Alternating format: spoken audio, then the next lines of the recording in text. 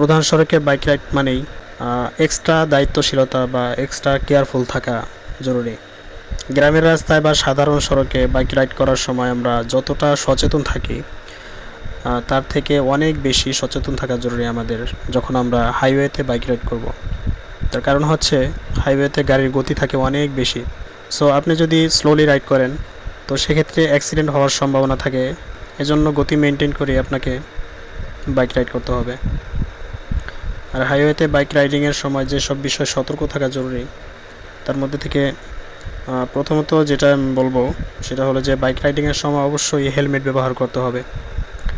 আর এক্ষেত্রে আমরা অনেক বেশি খামখেয়ালি করে থাকি, যেটা মোটেই করা উচিত নয়। দ্বিতীয়ত যেটা বলবো সেটা হলো যে অতিরিক্ত গতি গতি মেনটেন করে বাইক চালাতে হবে। ওভার স্পিডে বাইক রাইড দুর্ঘটনার অন্যতম একটি কারণ, তাই এক্ষেত্রে খুব অ্যালার্ট থাকতে হবে।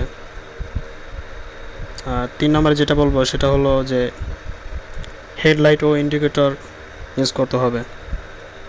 বিশেষ করে রাতের বেলায় তো এগুলো অবশ্যই ইউজ করতে হবে। কোনো দেশে দিনের বেলাতেও, যেমন সুইডেন, ক্রোয়েশিয়াতে দিনের বেলাতেও হেডলাইট জ্বালিয়ে রাখা বাধ্যতামূলক।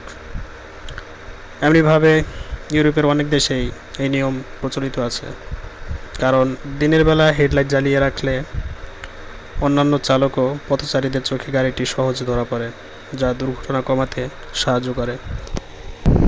4 নম্বরে যেটা বলবো সেটা হলো শারীরিক ও মানসিক সতর্কতা বজায় রাখতে হবে, কারণ শারীরিক এবং মানসিক চাপ থাকলে এমত অবস্থায় গাড়ি চালানো থেকে বিরত থাকা উচিত।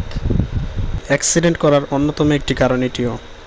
এই যে দেখেন অটোলার অবস্থা, মানে কি বলবো, যাই হোক। সো এই ধরনের আরও অনেক বিষয় আছে যেগুলো মেনে বাইক রাইড করলে দুর্ঘটনা এড়ানো সম্ভব।